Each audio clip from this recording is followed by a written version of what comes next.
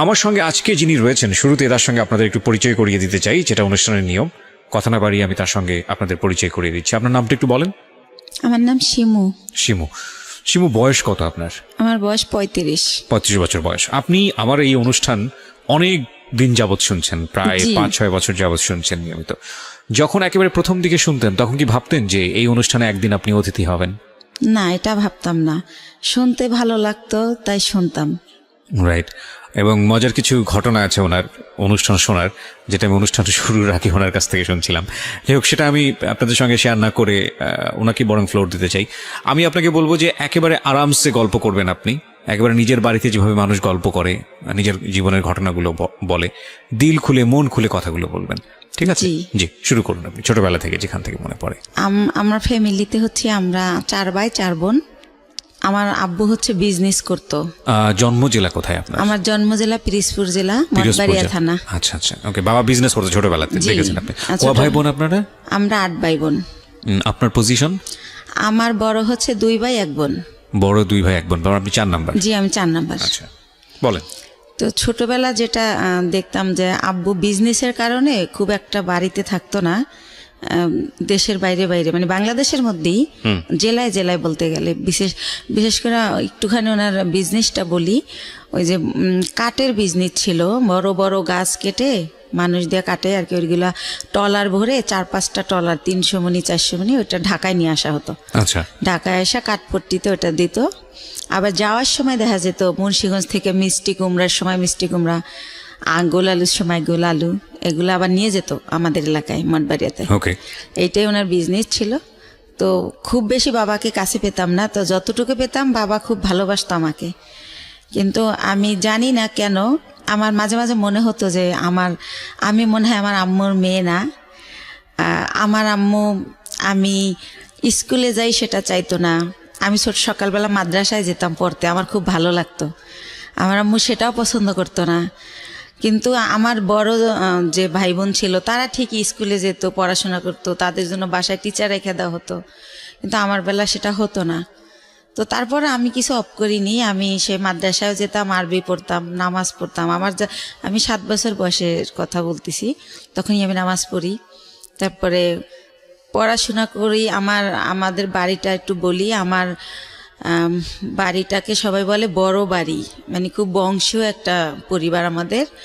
আমার এক দাদা ছিলেন কারিয়ানা পাস, সেজন্য সবাই বলতো কারি সাহেব ওনাকে, উনি চাচাতো দাদা। আর সে কারণেই আমাদের বাড়িতে একটা মসজিদ আছে। এই যে চ্যানেল আইতে রোজার সময় যে মসজিদের কারুকার্য দেখায়, সেখানে আমাদের মসজিদটা সারা বাংলাদেশের মধ্যে নাকি বিশ্বের মধ্যে, আমার এটা মনে নেই, পেপার আসছিল 10 নম্বর স্থান। এটা কি আপনাদের পারিবারিক মসজিদ? পারিবারিক মসজিদ, ছোট্ট একটা মসজিদ, বাট তার কারুকার্য আনকমন, অনেক আগের। সে কারণে এটা এভাবে হাইলাইট দেখানো হয়েছে। জি। তারপরে প্রাইমারি স্কুল আমাদের বাড়ির উপরেই। তো ওই স্কুলে আবার টিচার আমার ফুফুরাই, এরকম গভর্নমেন্ট স্কুল এটা। তো স্কুলে দেখা যেত আমি খুবই একটু মানে ছেলেদের মতো আমার চলাফেরাটা ছিল। যেমন অনেক টিফিনের সময় সবাই খাবার খেত, আমি কোন গাছে আমলকি হয়েছে, কোন গাছে এটা সেটা ফল পেরে আনতাম। তো এই জন্য স্যারদের খুব বকাও খাইতাম সব সময়। জি। তো যাই হোক, এভাবে কাটে। তো ওই যে বললাম বাবাকে খুব কম পাই। তো একটা কথা মনে পড়ে বাবার, যে সে যখন যাইতো বাড়িতে ঢাকার থেকে, তো ওই কাপড়ের খুঁতি বলতো তখন, টাকা নেওয়ার জন্য আর কি, ওইটা ভরে টাকা নিয়ে যেত। আচ্ছা। তো ওই টাকা আমাদের খাটের উপর ঢালতো, সবাই মিলে গুছাইতো আর কি। আচ্ছা। সাইজ করতো যে এটা এত নোট, এগুলো দেখতাম। তখন মনে হতো যে আমরা তো অনেক বড় লোক, আমার বাবার এত টাকা, কত টাকা হবে এটা তো বুঝতাম না, ছোট মানুষ আমি। আচ্ছা। তো এরকম। আর আমার বাবা বংশের বড় ছেলে, সেই সুবাদে তারে সবাই বড় মেয়া বলে ডাকে। আচ্ছা। তো সেই সুবাদে আমরাও খুবই সম্মান পাই, বাইরে বের হলে সবাই খুব স্নেহ করে যে বড় মেয়ের মেয়েটা। তো এরকম। তো এর মধ্যে মধ্যে আমি যখন ক্লাস 5-এ, তখন আমার বরাপুর বিয়ে হয়ে যায়। তারপরে হচ্ছে আমি যখন ক্লাস 7-এ পড়ি, তখন একদিন আমি স্কুল থেকে এসে দেখি যে বাসায় কয়েকজন লোক ড্রয়িং রুমে বসা, টুপি টুপি পরা। তখন আমার বড় বোন আমার কাছে একটা পেপারস নিয়ে যায় যে এখানে একটা সই দে। তো আমি বলি, এটা কিসের সই, ওনারা কারা? তো বলে সই দিতে বলছি, সই দে, তোরা তো কিছু জানি না, লাভ আছে। আমাকে তাদের সামনেও নেয়নি, ঘরেই আমার বোন কাগজটা নিয়ে যায়। তখন আমি সই দিই। কিছুদিন পরে আমি শুনি যে আমার বিয়ে হয়ে গেছে। বিয়ে কি বা পুরো মানে ওই ছেলেটাও এখানে আসে নাই। তো কার সাথে বিয়ে হয়েছে কি আমি কিছুই জানতাম না। যেটা হয় এলাকায় এটা ছড়াই যায় যে আমার বিয়ে হয়েছে। স্কুলে গেলে সবাই বলে এই তোর নাকি বিয়ে হয়ে গেছে। তো বিয়ে কি এটাই তো আমি জানি না। তা আমি বলি যে কি বিয়ে হয়ে গেছে, কার সাথে বিয়ে হয়েছে, বিয়ে কেমনে হয়? বরাবরই তো দেখছি দুলাভাইয়ের সাথে বিয়ে হয়েছে, তো আমি তো এরকম দেখি নাই কিছু। তো এভাবে বলি। তো একটা সময় আমি আমার আম্মুকে অনেক একটু রাগ করেই বলি যে আমার নাকি বিয়ে দিয়ে দিছো, সবাই বলে, এখন আমি আর স্কুলে যেতে পারি না, আমার লজ্জা করে, জিজ্ঞেস করে তোর জামাই কেমন এই সেই। তো আম্মু বলে যে এত কথার দরকার নাই, বিয়ে হয়েছে কিনা সময় হলে বুঝাই বলবো। তখন আপনি কোন ক্লাসে পড়েন? ক্লাস 7-এ। ক্লাস 7-এ পড়েন। আচ্ছা, ছোটবেলা। তো এটা আপনাকে কিছুই বলা হয়নি, শুধু বলছে সিগনেচার করো? এরকম কিছুই হয় না, শুধু সিগনেচার। ধর্মীয় বিধান মতে এটা বিয়ে না। মানে আপনারা যদি বিয়েটাকে যদি আপনারা ধর্মীয় বিধানের জায়গা থেকে বলেন, আমাদের ধর্ম অনুসারে এটা বিয়ে হয়নি। এটা আমি ক্ষুদ্র জ্ঞানে বলছি, কিন্তু এটার মধ্যে যদি কোনো সীমাবদ্ধতা থাকে সেটার জন্য আমি ক্ষমা চেয়ে নিচ্ছি। বিশেষ করে এটার ব্যাপারে ভালো বলতে পারবেন যারা ইসলামী স্কলার তারা। আর রিলিজিয়নের জায়গার বাইরে এসে যদি আমরা লিগ্যাল জায়গা থেকে বলি তাহলে এটা একটা মারাত্মক রকমের অন্যায়, এবং লিগ্যাল জায়গা থেকে তো এটা বিয়ে হওয়ার প্রশ্নই ওঠে না। তো সেই জায়গাটা থেকে মেয়েটা যদি ক্লেইম করে যে আমার সাথে এরকম আচরণ করা হয়েছে, তাহলে পরিবারের প্রত্যেকটা সদস্য ফেঁসে যাবেন, আইনগতভাবে ফেঁসে যাবেন। এবং এই কথাগুলো আমি এই কারণেই বলছি যে বাংলাদেশের এখনও এই ধরনের ঘটনা ঘটে। প্লিজ এইসব জায়গা থেকে সাবধান থাকবেন। জি বলুন। তারপরে আম্মু তো এটার আমার কোনো ব্যাখ্যা দিত না। তো যখন আমার আব্বুকে আমি জিজ্ঞেস করি যে আব্বু বউ সাজে, শাড়ি পরে, দুইজন বর বউ থাকে, তারপরে বিয়ে হয়, তো আমার বলে বিয়ে হয়েছে, তো কই এগুলা তো কিছু করেন নাই। তখন আব্বু বলে যে নাবালক যদি হয় মেয়ে, সেই ক্ষেত্রে গার্জিয়ানরাই সব, তুমি তো নাবালক, সেজন্য তোমার এগুলো হয়নি, বড় হও তখন এরকম ভাবে আবার অনুষ্ঠান করবো আমরা। তো এতটুকুই জানা হয়। তো এর মধ্যে কি হয় যে আমি যখন ক্লাস 8-এ, তখন ওই লোকের আর কি ভাই হচ্ছে চেল্লায় আসে ঢাকাতে। তো আসলে আমাকে নিয়ে যাবে ওদের দেশে। তখন যখন কোন লোকের ভাই এটা? ওই আমার হাজবেন্ডের ভাই। হাজবেন্ডের নাম কি ছিল? হাজবেন্ডের নাম ছিল জাহিদ। আচ্ছা, তো জাহিদের ভাই মানে আপনার ভাসুর? জি, আমার ভাসুর। আচ্ছা। তো উনি আর কি আসে ঢাকাতে, তো আমাকে নিয়ে যাব ওনার সাথে। তো আমার আবার একটা অভ্যাস ছিল, এটা ভুলে গেছি বলতে, যে ছোটবেলা খুব বেড়ানের শখ, কেউ গেলে তার পিছে পিছে চলে যেতাম। আব্বু কোথাও যেতে নিলে আব্বুর পিছে, হয়তো খালি গায়ে আমি, কিন্তু দৌড় দিতাম যে আমার নিয়ে যাও। তো শুনলাম একটা দেশে যাব, নতুন একটা দেশ, ওদের বাড়ি পাবনা জেলাতে। তো আমি খুব খুশি, তো ওনার সাথে গেলাম। তো যাওয়ার পরে গ্রামে যেটা হয়, সবাই শুনছে যে আমি জাহিদের ওয়াইফ। তখন সবাই বলে যে মেয়ে, এত সুন্দর একটা মেয়ে, ওই সময় তো ছোট ছিলাম, সুন্দর ছিলাম, তো এত সুন্দর একটা মেয়ে পাগলটার সাথে কিভাবে দিল এর বাবা মা। আবার মেয়েটার একাই পাঠাই দিয়েছে, কেউ আসে নাই। আচ্ছা, কিন্তু পাঠাইছে অন্য সেন্সে, এটা আমার বাবার ফ্রেন্ডের বাড়ি, ওই সেন্সে পাঠাইছে। কিন্তু লোকজন সবাই জানে যে বউ হিসেবে আসছে, বউ হিসেবে আসছে, এটা জানছে গ্রামের মানুষ। তো এভাবে বলে, আমি তো সেম পুকুরে ডুবাচ্ছি, দৌড়াচ্ছি, শ্বশুর বাড়ি তো ওরকম বুঝতেছি না। তো ওনারা মা ডাকতে হবে, তো সেইভাবে আগে আন্টি ডাকতাম, এখন মা ডাকি শাশুড়িকে। ওটা বলে দিয়েছে যে ওনাকে মা ডাকবা? হ্যাঁ, বলে দিয়েছে। আমার আম্মু বইলা দিয়েছে ঢাকা থেকে, তুমি আগে যখন আসতো তোমার আঙ্কেলের ওয়াইফ আন্টি বলতা, আঙ্কেল বলতা, এখন বাবা আর মা বলবা। তো আপনি জিজ্ঞেস করেননি বাবা মা কেন বলবো? ওই যে বিয়ে হয়েছে তার ছেলের সাথে। না, কিন্তু সেটা তো আপনি তখনও জানেন না। জানি বলতে, সে তো মুখে বলতো যে বিয়ে হয়েছে। ও আচ্ছা আচ্ছা, আপনিও প্রশ্ন করেননি যে ঠিক আছে বিয়ে মানে বিয়ে? ওকে, তো আমি আসলে ভাইয়া জানতেন না, বুঝতেন না। জি, রাইট। তো তারপরে হচ্ছে আমি আমার শাশুড়িকে জিজ্ঞেস করি যে মা, সবাই যে বলে যে পাগলের কাছে বিয়ে দিছে, পাগলকে? তো বলে আরে ও হচ্ছে জাহিদের কথা বলে। তো আমি বলছি ওনারা সবাই পাগল বলে কেন? তো বলে ও হচ্ছে ঠিক মতো গোসল করে না, পুকুরে ডুবায়, মাঝে মাঝে খেলতে অন্য অন্য জেলায় চলে যায়, ফুটবল খেলে, তো সেজন্য সবাই পাগল বলে, মানে খুব ভালোভাবে থাকে না, অপরিষ্কার একটু। তো এইভাবে আমাকে যেটা বুঝালো, তো এইভাবে বুঝলাম, কয়েকদিন বেড়ালাম, তারপর আবার আমার আব্বু যাই নিয়ে আসলো আমাকে। তখন জাহিদের সঙ্গে আপনার দেখা হয়? না, দেখা হয়নি, ওনাকে আমি দেখিনি। তো আমি জানি না উনি কই, বা আমার ওই তো কিউরিসিটিও নাই। এক্স্যাক্টলি। তো আমি আবার ঢাকায় চলে আসলাম। আসার পরে আমার ওই যে মাথার মধ্যে ঢুকছে গ্রামে যে একটা পাগলের কাছে আমার বিয়ে দিছে, ওইটা আমার মাথার থেকে আর সরতেছে না। আমি পড়াশোনা করতে পারতেছি না, স্কুলে যাইতে পারতেছি না, হয়তো ক্লাসে আসি ম্যাডাম কি বলতেছে আমি শুনি না, এরকম হয়ে যাচ্ছি। মানে কিরকম জানি। তো তখন এরকম হওয়াতে আমার আম্মু আব্বুকে বললো যে ইয়ে হয়েছে, ওদেরকে একটা বাসা টাসা ভাড়া নিয়ে আলাদা করে দাও, তোমার মেয়ে শুধু প্রশ্ন করে, পড়ালেখা করতে চায় না। আমার নাকি আমার আম্মুর নাকি ক্লাস 5-এ বিয়ে হয়েছিল, আমার আব্বু বড় টড়ো করে তারে সংসার করছে।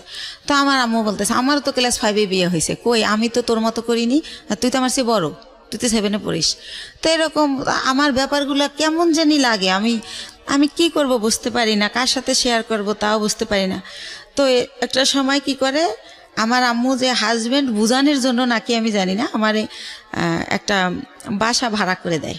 এখন আমি ক্লাস 8-এ বাসা ভাড়া করে ফার্নিচার দিয়ে ওনার সাথে আমারে দেয়, উনি আনে। এই প্রথম ওনাকে আমি দেখি, একটা অনুষ্ঠানও করে ঘরোয়াভাবে নিজেদের আত্মীয় স্বজনের করে, ওই বাসাটা আমারে দেয়। মৌলবী পড়ে যে মৌলবী এনে যে কবুল বলতে হয় সেটা করিয়েছে আপনাকে?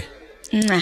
Very interesting. ওকে। তো তারপরে যেটা হলো, ওই দিন যেদিন অনুষ্ঠান করলো সেদিনও মিলাদের মতো করে করলো, হুজুর টুজুর ছিল ওনারা। তো যাই হোক, আর উনি পাগলটা ছিল কি পরে যেটা জানি গল্পে চলে আসবে, উনি সবসময় এরকম না, 24 আওয়ার্স এরকম তা না।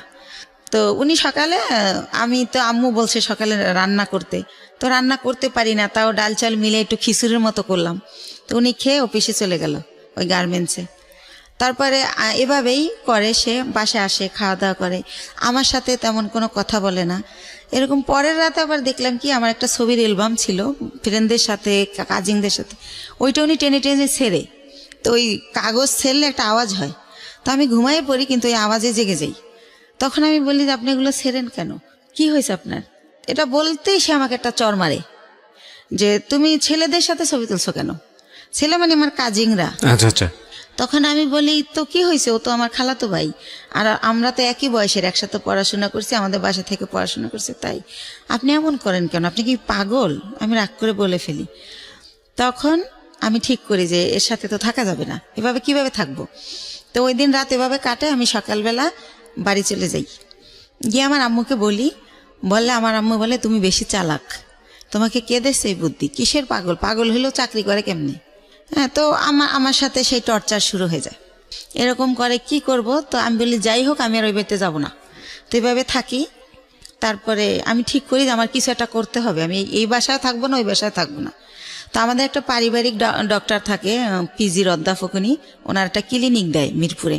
তো আমি ওনার সাথে একদিন দেখা করে বলি আঙ্কেল আপনার এখানে আমার একটা কাজ দিবেন? তো বলে কি কাজ করবা তুমি, ছোট মানুষ?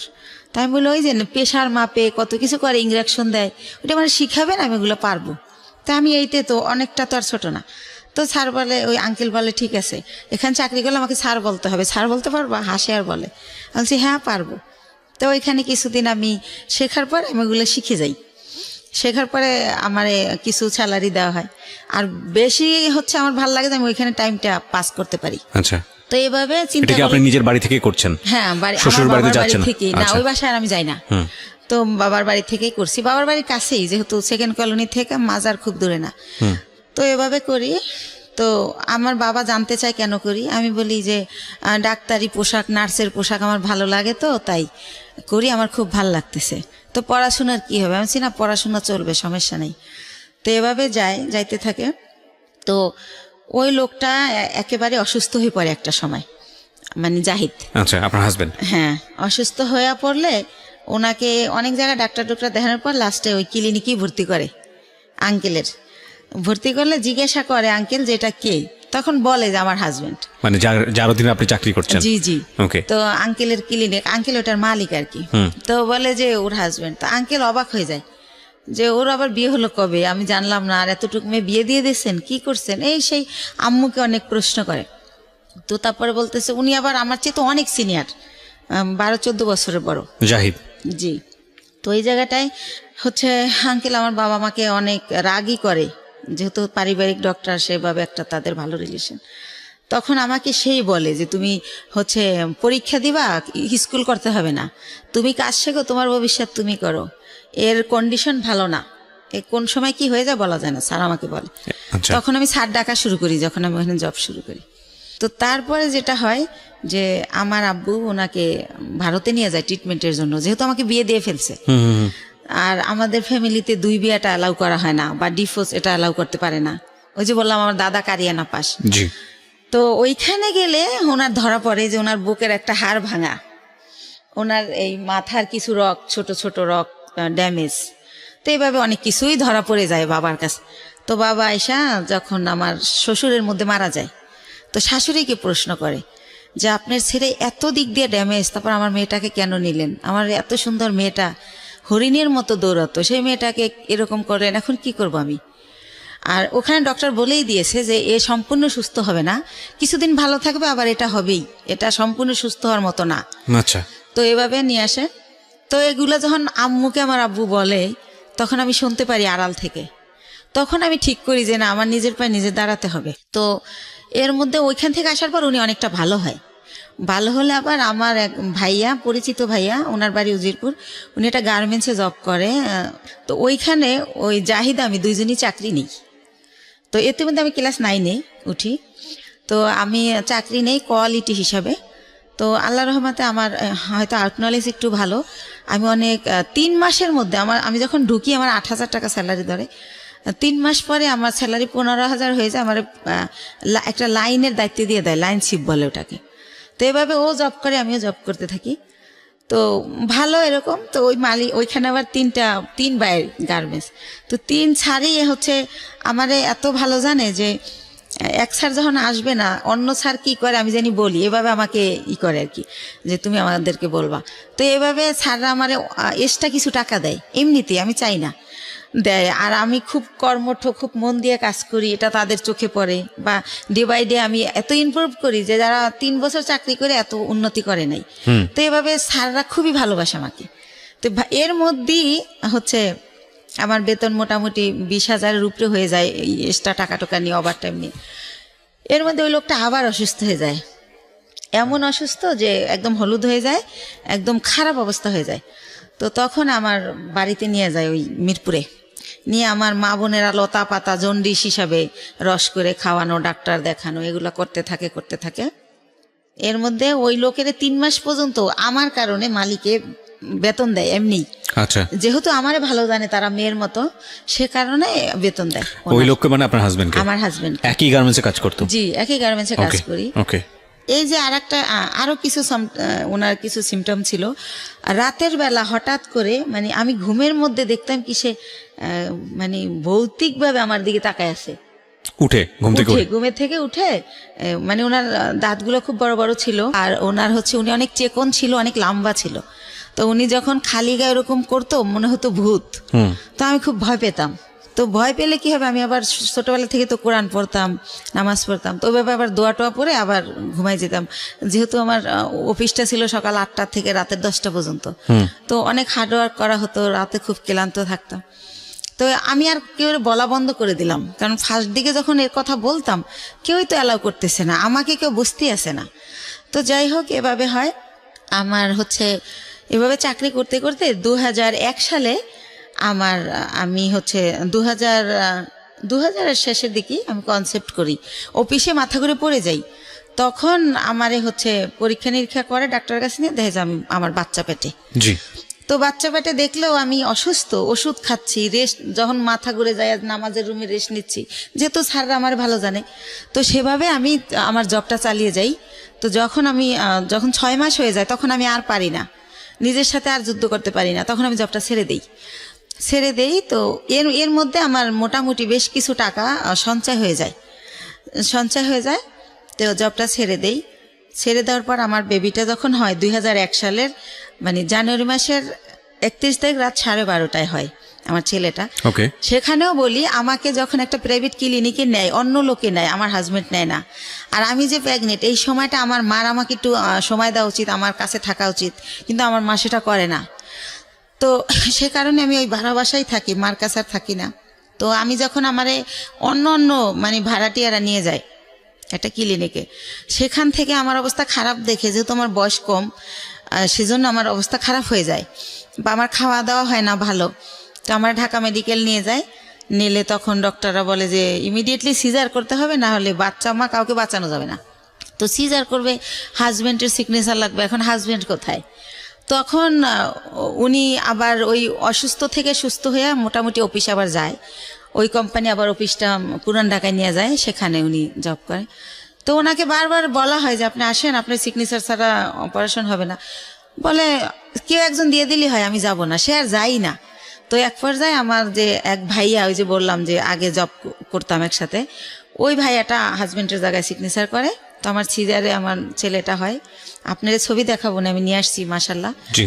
তো আমার ছেলেটা ডক্টর হচ্ছে এভাবে পা ধরে ঝুলায় বেডে গিয়া, যখন আমার বেডে দেওয়া হয়, আমার যখন সেন্স ফেরে, তখন বলে যে আপনার ছেলেটা অনেক মেধাবী হবে, আমি এত বছর এই জবে আছি, এরকম খুবই কিউট, খুবই স্বাস্থ্যসম্মত হয় বেবিটা, তো ওরে ডাক্তারি পড়াবেন, আমার রিকোয়েস্ট রইল, এভাবে বলে কথা বলতে বলতে। তো হসপিটালে আমি 10 দিন থাকি। ওখানে রাখা হয় 7 দিন, কিন্তু যেহেতু আমি ছোট, তার মধ্যে সিজার হয়, এই জন্য 10 দিন রাখি। তো এর মধ্যে কি হয়, আমার মা যেদিন আমার সিজার হয় তার পরের দিন আমার মার বাসার একটা কাজের মেয়েকে পাঠিয়ে দেয়, কিন্তু আমার মা যায় না। তো কাজের মেয়েকে জিজ্ঞেস করি, লাখি আম্মু আসলো না? বলে যে তার শরীর ভালো না, জ্বর। তো লাখি আমার সাথে থাকে হসপিটালে। আচ্ছা। আর একটা বুয়া, বাচ্চার বয়স কত? না, আমার বাচ্চা তো মাত্র হলো, আমি হসপিটালে। ওকে, ঠিক আছে। তো আমার হসপিটালে তো একটা, আমি তো সিজারের, আমি তো বাচ্চার কিছু করতে পারবো না, সেজন্য এই খবর পেয়ে আমার মা লাখিকে পাঠায়, কিন্তু মা যায় না। তো 10 দিন পর আমার এই লাখি সহই আমার বাড়িতে নিয়ে যায়, আমার বাসায় নিয়ে যায়। তারপর আমার মা দেখতে আসে আমাকে। তখন আমি অনেক কান্না করে জিজ্ঞেস করি যে মা, তুমি কি সত্যি আমার মা? আমি হসপিটালে রইলাম, এত কষ্ট করলাম, তুমি আমার দেখতে আসলা না, এখন আসছো কেন? কয় আয়সা কি অন্যায় করে ফেলছি, একটু পরেই চলে যাব, আসছি তোমার বাচ্চার চুল কামাইতে হবে তাই। তো আমি তো বুঝি না চুল কামাইতে হয় বা কিছু একটা। তো উনি আমার বাচ্চার চুল কামায়, ওই দিন থাকে, তারপরের দিন আবার চলে যায়। তো এর মধ্যে আমার ওই যে ভাইয়াটা যে সিগনেচার দিছিল, সেই ভাইয়াটা আমার বেবিটাকে দেখতে আসে। আসার পরে আমি ওনার সাথে শেয়ার করি যে ভাইয়া, আমি তো এখন জব করতে পারবো না, জব করলে আমার বাচ্চা কার কাছে রাখবো? তাহলে আমার তো কিছু টাকা আছে, আপনি কি আমার টাকাটা নিয়ে কোনো ব্যবসা করতে পারেন, এরকম যে আপনিও ব্যবসাটা করলেন, আমারে কিছু দিলেন যাতে আমি চলতে পারি বাচ্চা নিয়ে। তো উনি আমার সবই জানে, আমার কষ্টের কথা। তো বলে আচ্ছা দেখা যাক কি করা যায়। তো উনি আবার 1 সপ্তাহ পরে এসে বলে, শিমু একটা ব্যবসা খুঁজে বের করছি। কি?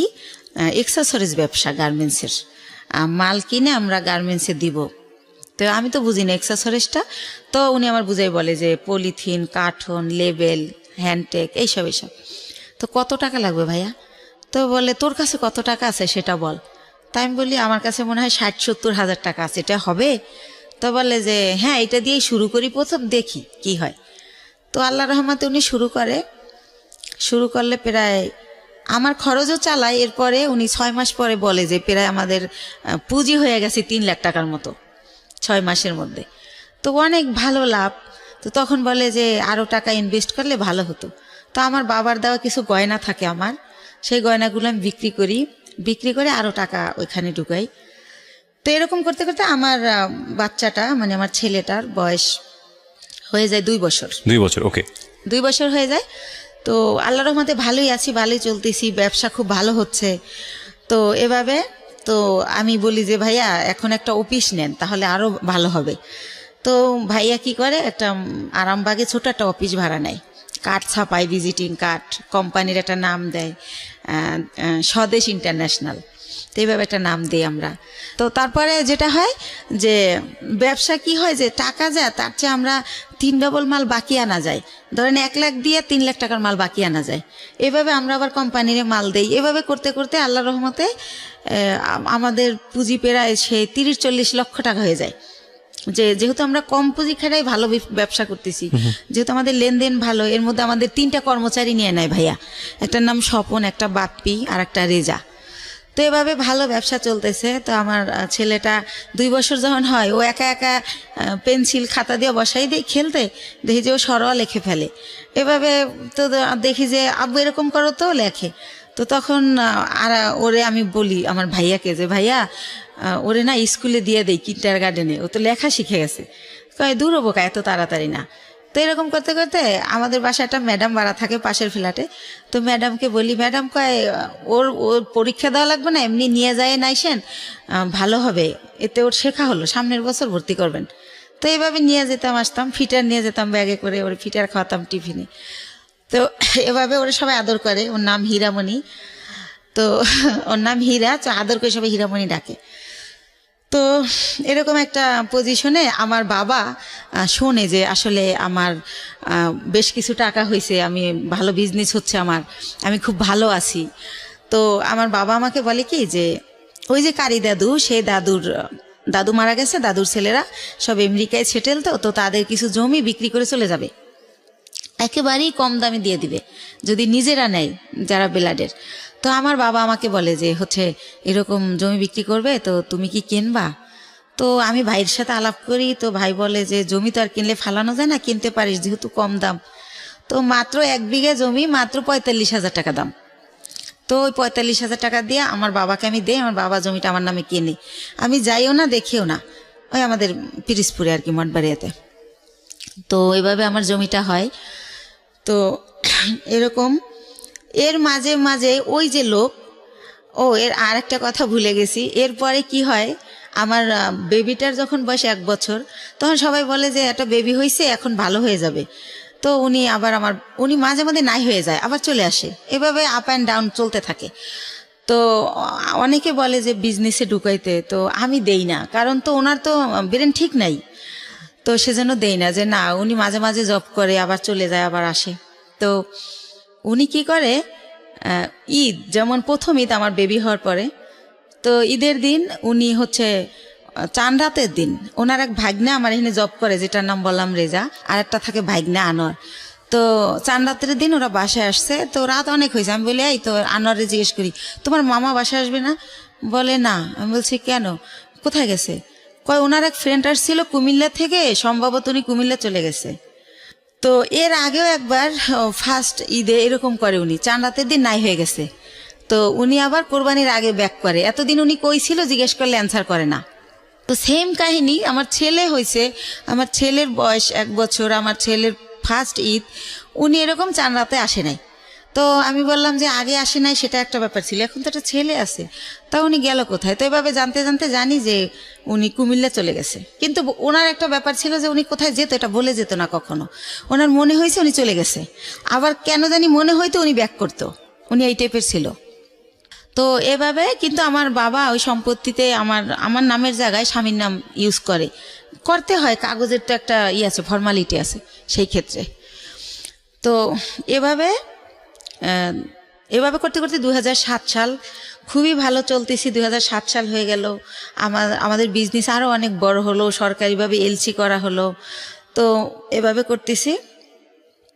এর মধ্যে হচ্ছে ওই যে ভাইয়া যে প্রধান ছিল বিজনেসের সব কিছু দেখাশোনা করতো, ওনার নাম হচ্ছে দুলাল, ওনার বাড়ি উজিরপুর থানায়, সানুহার গ্রাম। তো ওনারে আমি আমার আপন ভাই, ব্লাডের চেয়েও বেশি, মানে ওনারে আমি অনেক রেসপেক্ট করতাম। উনি বাসায় আসলে আমার মনে হতো আমার ফ্লোরটা বইতে কাঁপে, কারণ মাথায় কাপড় না থাকলে বলতো মাথায় কাপড় নাই কেন, একটু হেসে কথা বললে, একটু জোরে হাসলে বলতো মেয়ে মানুষ এত জোরে হাসে কেন, বা এসে জিজ্ঞেস করতো 5 ওয়াক্ত নামাজ পড়ছিলি তো। খুব শাসন করতো, ইসলামিক মাইন্ডেড ছিল, চারিত্রিক বৈশিষ্ট্য খুব ভালো ছিল। তো ওনারও অনেক রেসপেক্ট করতাম। তো উনি ছিল আমার সব কিছু। কোথায় কি আমি তো আর অত বুঝি না, মেয়ে মানুষ, বিজনেসটা উনি করতো, কিন্তু টাকা পয়সা যখন শর্ট পড়তো আমি ফ্রেন্ড সার্কেল দেখা দাঁড় করতাম, এরকম করে দিতাম, আবার ব্যাংক লোন করতাম, এরকম ভাবে চলতো। কখনো গহনা বিক্রি করতাম, এরকম চলতো। তো ভালোই। এর মধ্যে হচ্ছে 2007-এর দিকে উনি ফেরত আসলো ইভেন্ট, তখন আমি ওনাকে কোনোভাবেই রাখবো না। তো আমার বাবা মা সবাই বলল যে হচ্ছে শেষবারের মতো দেখো, এরপরে যদি চলে যায় তাহলে আর আমরাই ওনাকে কোনোভাবে আর অ্যালাউ করবো না। তো সেবার উনি 3 মাস ছিল। আচ্ছা, 3 মাস কোথায় যেত আপনি জানতেন না? না না না, একদমই জানতেন না। ওনার বাবা মাও জানতো না, উনি যখন বিয়ের আগে ভাবে নাই হইতো, আচ্ছা, জানতো না উনি কোথায় যায়। তো যখন হচ্ছে 3 মাস ছিল, এবার 3 মাস থাকার পরে উনি আবার নাই হয়ে চলে যায়। তো তারপরে হচ্ছে কি, উনি যখন চলে যায় এই 3 মাস থেকে, এই লাস্ট, ওনার পাটার আসবে না, এরপর আমি অন্য ইয়েতে যাব। তো উনি যখন চলে যায় তখন আমার আবার বেবি পেটে চলে আসে, সেকেন্ড বেবি। কিন্তু একটা কথা ভাইয়া বলে রাখি, মানে হাজবেন্ড ওয়াইফ এক জায়গায় যাওয়া, হাজবেন্ড ওয়াইফ কথা বলা, একসাথে খাওয়া, ওনার সাথে আমার এটা কোনোদিনও ছিল না। কিন্তু কি হতো, উনি আসলে ঘুমাতো আলাদা রুমে, কিন্তু হয়তো বা সকাল আজানের পরে বা আজানের আগে কোনো একটা টাইমে আমি ফিল করতাম যে উনি আমার বেডে আসছে। মানে হঠাৎ করে আচমকা শারীরিক সম্পর্ক? হ্যাঁ, হঠাৎ করে আসতো, উনি আমার সাথে ঘুমাতো না, আসতো, আমি টের পাইতাম। অনেক সময় আমি এমনও হয়েছে যে ওনাকে আমি মেরেছি। হঠাৎ করে তুমি কেন আসলে?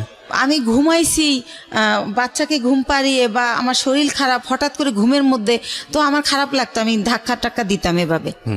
তো এভাবে উনি ওনার সাথে আমার রিলেশনটা শারীরিক যেটা বলেন এতটুকুই ছিল, এর বাইরে কিছু ছিল না। ভালো মন্দ কোনো কথা বলা ছিল না, কোনো দিনও ছিল না এটা। জি, সেকেন্ড বেবি আসলো। হ্যাঁ, সেকেন্ড বেবি আসলো। তো এখন আমি তো সেকেন্ড বেবি নেব না, কারণ আমি ফার্স্ট বেবির কারণেই আমি আমার জবটা ছেড়ে দিয়েছি, বিজনেসটাও মানুষ করতেছে।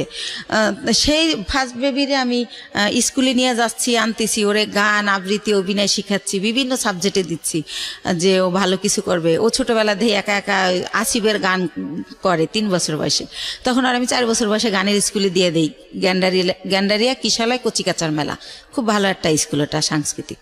তো যাই হোক, ওরে নিয়ে আমি খুব বিজি, আমি তো বেবি নেব না। তো এখন বেবি মানে নষ্ট করার জন্য অনেক জায়গায় যাই, কেউ নষ্ট করতে পারে না, নষ্ট করে না, যে আপনার সিজারের বেবি এমআর করলে আপনার ইনফেকশন হতে পারে, বিভিন্ন রকম ভয় দেখায়। তো তারপরে আমি হোমিও কিছু ওষুধ খাই, কেউ বলে কাঁচা আনারস খেলে নষ্ট হবে।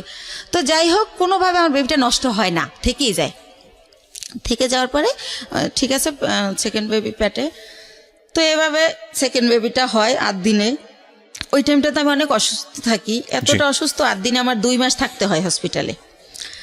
তো ওই টাইমটাতে 2 মাস আমি যখন থাকি, ওই যে আমার ভাইয়া, সে আমার ব্যবসার টাকা দিয়ে তার ভাইকে বিয়ে করায়, তার বোনকে বিয়ে দেয়। এরকম করতে করতে আমি, আমার কর্মচারী যারা, তারা আমাকে জানায় যে ম্যাডাম, আপনার কিন্তু ঘরের ইন্দুরে বান কাটতেছে, আপনি কিন্তু শেষ হয়ে যাচ্ছে সব, টেরও পান না আপনি। তো আমি বুঝি না, ইনডাইরেক্টলি বলা এত কথা আমি বুঝি না। এই ভাইটা কে ছিল আপনার? ওই যে আমার যে বিজনেস করতো, টাকাগুলো আমি দিতাম, বাট সে বিজনেসটা আপন ভাই তো না? না না। তাহলে উনি আমাকে বোন ডাকছিল, আর আমার বড় ভাইয়ের নামে ওনার নাম। ওকে, সেই সুবাদে ওনার আমি ভাই বলি। ঠিক আছে। তো এইভাবে, তো আমি এগুলো শুনলে ওনার আমি এত বিলিভ করি যে এত বছর সে আমার বিজনেসটা, সেই 60,000 টাকা পুঁজি থেকে আল্লাহ রহমতে এখন 40-50 লক্ষ টাকার বিজনেস, সে যদি আমার ভালোই না বাসতো এটা তো হতো না। আর আমার ছেলেটাকে প্রচণ্ড রকম ভালোবাসে, মানে সে ডিউটিতে থাকলেও বারবার ফোন দিয়ে জিজ্ঞেস করে। এর মাঝে যখন ফোন বের হয়, সে আমার ফোন কিনে দেয় আমার ছেলের খবর নেওয়ার জন্য, আমি ফোন ইউজ করি, এরকম অনেক কিছু হয়ে যায়। তো যাই হোক, একটা সময় কি হয় যে 2011 সালের দিকে সে আমার শুধু বলতে থাকে আমার বিজনেসে লস, সিগনেট তোমার টাকা মেরে দিছে, অমুক জায়গায় এত লাখ টাকা, অমুক জায়গায় 7 লাখ, 3 লাখ, এগুলো বলে। আমি যে ফ্ল্যাট ভাড়া দিব, সে আমার ভাড়াও ঠিক মতো দিতে পারতেছে না। আচ্ছা, এর কারণ হচ্ছে যে সে টাকাগুলো অন্যদিকে খরচ করতেছে। এর মধ্যে আমি বাপ্পির কাছে জানতে পারি সে গুলশান বনানীতে একটা ফ্ল্যাট কিনে ফেলে। আমার যত টাকা থাকে ওটা দিয়ে উনি ফ্ল্যাট কিনে ফেলার কারণে আমার ব্যবসার পুঁজি শেষ হয়ে যায়, কিন্তু উনি আমার সেটা বলে না। তো এর মধ্যে বাপ্পি যখন বলে, ওনার আমি যখন জিজ্ঞেস করি যে ভাই, ওনার আমি ভাই বলেই ডাকতাম, আর উনি আমার ভাই ভাইকেই কথা বলতো। তো ভাই, একটা সত্যি কথা বলবেন, একজনকে শুনলাম আপনি নাকি আমাদের জন্য একটা ফ্ল্যাট কিনছেন।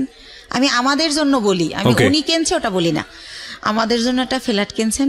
তখন হাসে আর কয়, এই গুলশান একটা ফ্ল্যাটের দাম জানিস? কিসের ফ্ল্যাট কিনছি গুলশানে? তুই ভুল শুনছিস। তো এর মধ্যে আবার সে আমার একটা সান্ত্বনা দিল যে রিভার ভিউতে 6 শতক জমি কিনছি তোর আর আমার নামে। হয়তো ওইটা কেউ শুনছে, বাপ্পিরে বলছিলাম, মনে হয় বাপ্পি তোরে ওইটা উল্টাভাবে বলছে। তো আমি ভাইয়ের কথাই বিশ্বাস করলাম, বাপ্পির কথা আর বিশ্বাস করলাম না। বাপ্পি আমাদের শুরু থেকেই কর্মচারী।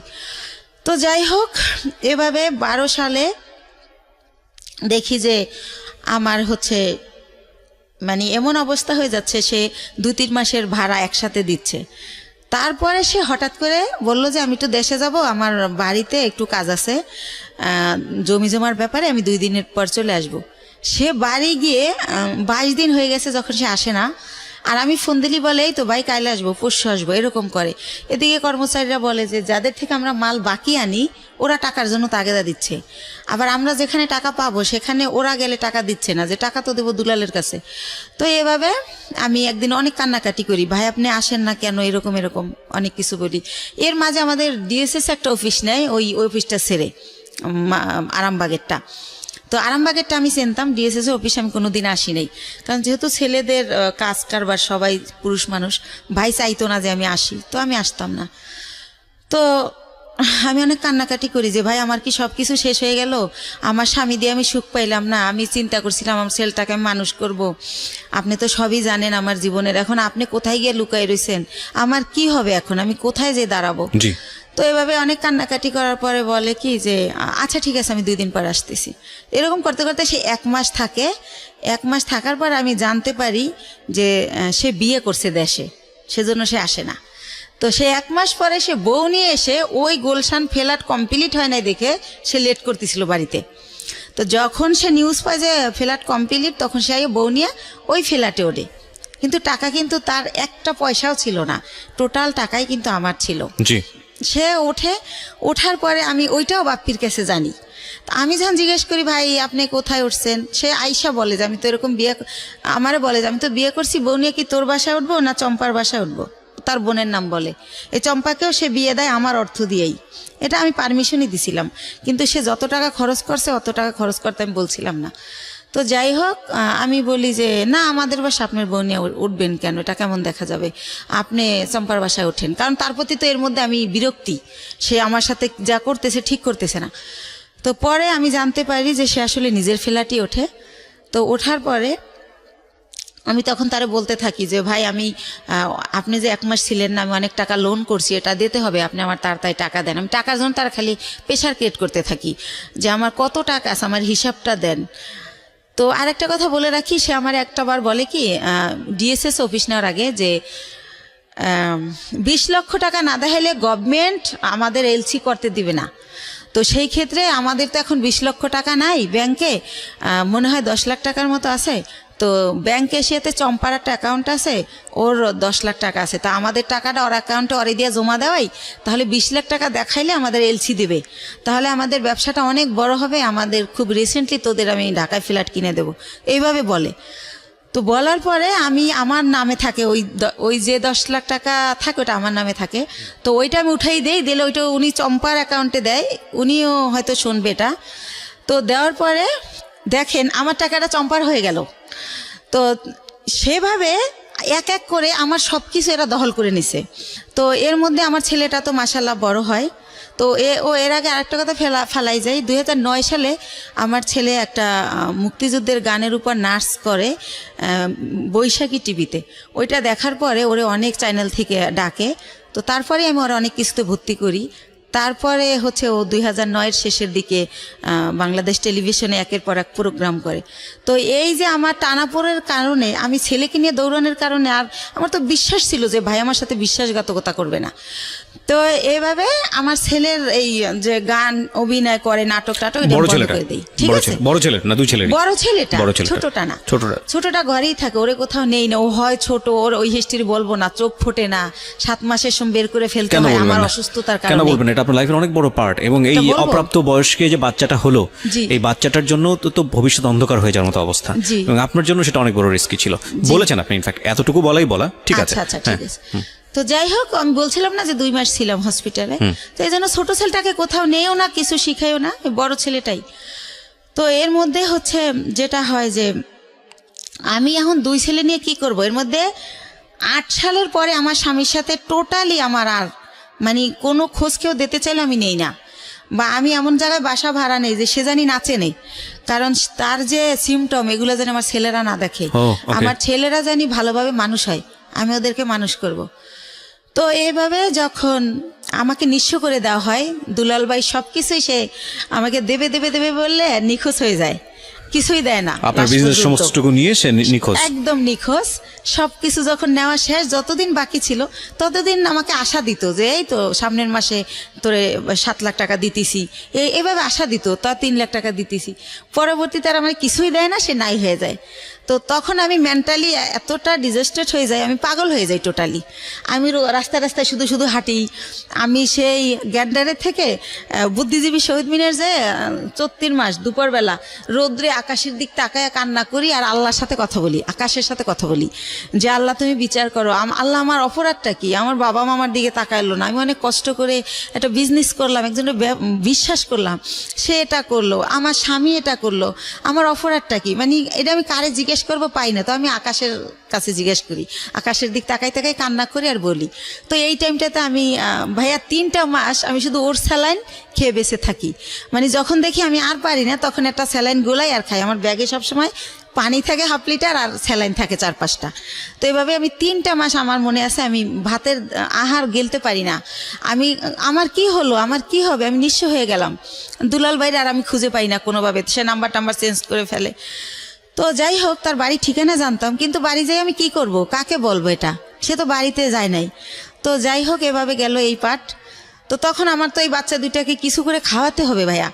তো তখন আমি আমার চিন্তা করলাম, আমি এর আগে ওই যে বড় জমিটা যে কিনলাম তার পরপরই আবার একটা ছোট জমি কিনি, 5 কাঠার জমি।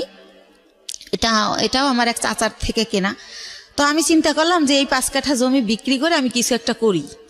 তো তখন ওই 5 কাঠা জমি আমি বিক্রি করব। এখন আমি যাকেই ঠিক করি, যেই আমাকে জমিটা কিনবে, যে জমিটা অ্যাডভান্স করতে যায়, তাকে আমার বোন থেরেট দেয়, বড় বোন, যে ওই জমি কিনলে তোর পা ভাঙা হাতও ভেঙে ফেলবো। লাস্ট পর্যন্ত আমার সৎ কাকা কিনবে, কালকে আমাকে 1 লাখ টাকা দিবে। আজ রাত 12টার সময় আমার কাকার নামে একটা মিথ্যা মামলা দিয়ে তাকে অ্যারেস্ট করানো হয়। তো এটা কেন করানো হয় আমি কোনোভাবে জানতে পারি না। তো একজনের কাছে জিজ্ঞেস করি, আমার বাবা মার কাছে জিজ্ঞেস করলে তারাও বলে না, তারা বলে আমরা জানি না। তো তখন শুনতে পারি যে জমি আমার বোন কিনবে, বাইরে বেচতে দেবে না সেজন্য। তো তখন আমি বাধ্য হয়ে আমার মাকে বলাই যে তাহলে বরাপারে বলো আমার জমিটা কিনতে। তো এর মধ্যে আমি শর্টকাট খুলে একটুখানি বলি, আমার বড় দুলাভাই বাংলাদেশের 20 জন ধনীর একজন, উনি বিশাল বড় লোক। তারপরে আমার ইমিডিয়েট যে ছোট, সে সৌদি আরবে বিজনেস করছে 25 বছরের মতো, সেও অনেক ভালো অবস্থায়। তো এরাও কিন্তু বড় লোক। তো আমার সেজো ভাইটাও মালয়েশিয়াতে ইঞ্জিনিয়ারিং পোস্টে গেছে, উনি সেও অনেক টাকার মালিক, আল্লাহর রহমতে অনেক ভালো পজিশন তার। অথচ এই যে আমি যখন তাদেরকে জানালাম যে এরকম দুলাল আমার সব মেরে পলাই গেছে, এখন আমার মৃত্যু ছাড়া উপায় নাই, আমার ঘরে ভাত নাই, আমার ঘর ভাড়া দেওয়ার মতো টাকা নাই, মানে এগুলো যখন প্রকাশ করলাম, তারা আমাকে খুব অপমানজনক কথাবার্তা বলল সবাই। মানে কোনোভাবে কেউ 5 টাকা দিয়েও আমাকে হেল্প করলো না। তো তারপর আমি ডিসিশন নিলাম জমি বিক্রি করার। এখন আমার বোন জমি কিনবে, কিন্তু সে কিন্তু আমাকে 5,000 টাকা দিয়ে হেল্প করলো না। তো যাই হোক, আমি বাধ্য হয়ে রাজি হলাম তাকে জমিটা দেওয়ার জন্য, মাকে দিয়ে বলালাম। তারপরে আমি গ্রামে গেলাম, তারপরে সে একজনকে দিয়ে জিজ্ঞেস করাইলো আমি জমির দাম কত চাই। তা আমার মা আমার শিখিয়ে দিল, তুমি বললো যে আপা তোমার যা ইচ্ছা তাই দিও, তাহলে তুমি বেশি পাবা, দাম টাম চাইও না। তো আমার মার কথাই আমি আমার বোনকে বলি, ওই যাকে দিয়ে বলায় তাকে বলি। তো পরের দিন আমাকে রেজিস্ট্রি করতে নিয়ে যায়, আমাকে কিন্তু 1 টাকাও দেয় নাই, বা কতটুকু জমি বা কত দাম কিছুই বলে নাই। তো ম্যাজিস্ট্রেট যখন জিজ্ঞেস করে আমি বলি যে হ্যাঁ টাকা বুঝে পাইছি। তো উনি আসার পর আমাকে মাত্র 1 লক্ষ টাকা দেয়, দিয়ে বলে যে তোর জমির দাম হচ্ছে 2,35,000, তো আর 1,35,000 টাকা আমি 15 দিন পরে দেব। তো আমি 1 লাখ টাকা নিয়ে ঢাকায় চলে আসি। কিন্তু ওই যে দুলাল আমার টাকা দেয় না, আমি বাসা ভাড়া ছিলাম, ওই বাসা ভাড়া বেজে যায়, তারপরে ঋণ করে খাই ফ্রেন্ডদের কাছ থেকে, ছেলের খরচ করি স্কুলের। তো এভাবে ওই টাকা ঋণ দিতেই চলে যায় 1 লাখ। তো তখন আমি ব্যবসা আবার কিভাবে করব? তখন আমি আবার আমার বোনকে বলি, বলতে বলতে আমার মা বলে যে তুমি বাড়িতে আসো। আবার যাই, তখন আমার বোন আবার আমাকে 1 লাখ টাকা দেয়, দিয়ে বলে যে এই 35,000 টাকা বাকি আছে, এইটা তুই চাবি না, ফোন করে কখনো বলবি না, আমার যখন হবে আমি তোরে ফোন করেই বলবো, তখন তোরে দিয়ে দেব। আচ্ছা ঠিক আছে। তো ভাইয়া, আল্লাহ যার উপরে নারাজ হয় তার হয়তো সব দিক দিয়েই হয়। তো তখন উনি 1 লাখ টাকা দেয়, ওই টাকাটাই না আমি ইন্ডিয়ার ব্যবসা শুরু করি। তো ব্যবসা শুরু করি ইন্ডিয়ার কসমেটিকের ব্যবসা, কয়েকজন আপার সাথে পরিচয় হয়, তাদের সাথে যাতায়াত করি, এভাবে চলতেছি। হঠাৎ করে আমার ব্যাক পেন শুরু হয়, আমি উঠতে পারি না, বসতে পারি না, খুব যন্ত্রণা। তো বাংলাদেশে যখন ডাক্তার দেখাতে দেখাতে পরীক্ষা নিরীক্ষার পর যেটা বলে যে আমার একটা কিডনি ড্যামেজ হয়ে গেছে। ওহো। তো একটা কিডনি ড্যামেজ কত হয়ে সালের গেছে। ঘটনা এটা? কত সালের ঘটনা? এটা হচ্ছে 13 সালের ঘটনা। 13 সালের ঘটনা। তো ড্যামেজ, তখন তো আপনার জাহিদের সঙ্গে যোগাযোগ সম্পূর্ণ off। কোথায় আছে, কি করছে, কিছু জানি না। না, তো তখন আমার ড্যামেজ হয়ে গেল। তো আমার আত্মীয় স্বজনকে আমি ব্যাপারটা জানাই, মানুষ দিয়ে জানাই। কিন্তু ভাইয়া কষ্টের কথা হলো, আমার এক সৎ ফুফুর ক্যান্সার হয়েছিল, তাকে কেমো দেওয়ার জন্য আমার বোন প্রতি মাসে তার কেমোর খরচটা দিত। কিন্তু বাইরের মানুষের দেয়, যে ওর মেয়ে বিয়ে হয় না, বিয়ে দিয়ে দেয়, যার যা লাগে দেয়। কিন্তু সে আমাকে কোনোভাবে হেল্প করলো না। হেল্প না করলে আমার যে পুঁজিটা ছিল ওইটা দিয়া, আরেকটু বলি, তো বাংলাদেশে বলে ড্যামেজ হয়ে গেছে। তো আমার অনেকে বলে যে ইন্ডিয়ার ডাক্তার ভালো, ইন্ডিয়াতে দেখাও। তো ইন্ডিয়া দেবী শেঠি নামের একটা হসপিটাল মুকুন্দপুরে, সেখানে আমি দেখাই। ডক্টর বুজুরিয়া, উনি কিডনি বিশেষজ্ঞ ছিলেন। তো উনি পরীক্ষা নিরীক্ষার পর বলে যে আপনার কিডনি ড্যামেজ হয় নাই, এটা মিথ্যা রিপোর্ট, আপনার কিডনি ছোট হয়ে গেছে, একটা কিডনি একটু ছোট হয়ে গেছে, আপনি বেশ কিছুদিন অনাহারে ছিলেন, খাবার দাবার খাইতেন না, সেই জায়গার থেকে এটা হয়েছে। তো আপনি ঠিকমতো খাবেন, পানি খাবেন, আর প্রস্রাবে ধরলে লেট করবেন না। আর ওষুধ দেয় 3 মাসের। তো 3 মাস ওষুধ খাওয়ার পরে আল্লাহর রহমতে মাত্র 2টা আইটেম ওষুধ দেয়, কিন্তু আমি 3 মাস পর আল্লাহর রহমতে ভালো হয়ে যাই। তো ভালো হয়ে যাই, এরপরে ওই যে 1 লাখ টাকা বাকি থাকে আমার বোনের কাছে, সেই 1 লাখ টাকাও তো আইনে এই যে চিকিৎসার কারণে প্রায় শেষ। তো তখন আমি 35,000 টাকা পাই, ওইটা চাই। ওইটা চাইলে সে একেবারে না করে দেয়, সে বলে আমি টাকাই পাবো না। তখন আপনার কাছে দুটো সন্তান। হ্যাঁ, এবং আমার কাঁধে 2টা সন্তান। ইভেন্ট আমার মা চাইলেই আমারে চালাতে পারে, আমার মাকে আমার ভাইয়ারা টাকা দেয়, এবং সেও না করে দিয়েছে, সেও কোনোভাবে আমাকে হেল্প করে না। তারপরে সে সেই তো নিষেধ করছিল যে 35,000 টাকা চাবি না, আমি ইচ্ছা মতো দেব। অথচ আমি যখন 6 মাস পরে আমার চলতেছে না তখন চাই, তখন সে অস্বীকার করে। আর একটা কথা ভাইয়া, সে হচ্ছে বাইরে আমার এই জমিটা যারা কিনতে চাইছে তারা 5 লাখ টাকা দিতে চাইছে, 5 কাঠা 5 লাখ, কিন্তু আমার দিবে 2,35,000। তারপরও আবার এই 35,000 টাকা সে না স্বীকার জান। আমি বলি, আপা তুমি তো মিথ্যা বলো না, মনে হয় ভুলে গেছো, মনে নাই, একটু মনে করে দেখো। সে আমারে অখাদ্য ভাষায় গালাগালি করে, ওই টাকাটা আর দিলই না।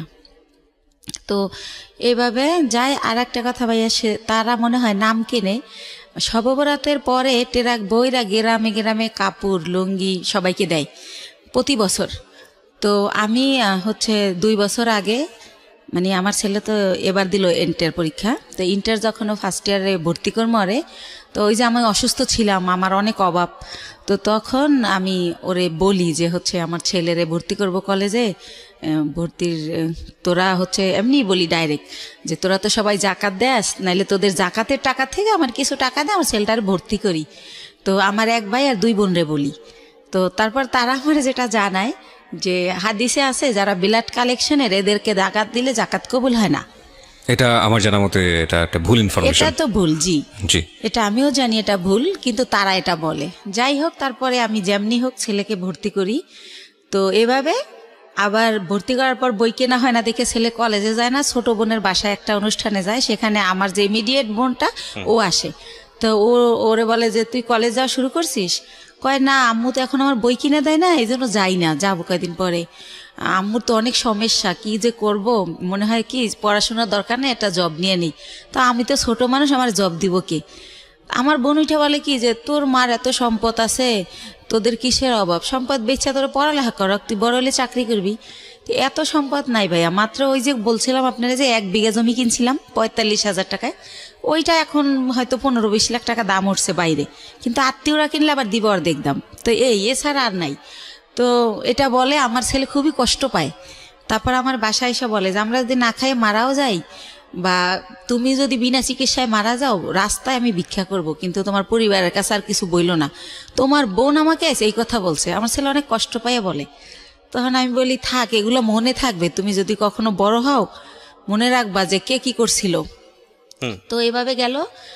তো আমার এই হচ্ছে আমার বোনদের অবস্থা। ইভেন্ট তারা কোরবানি দেয়, আমার বড় বোন।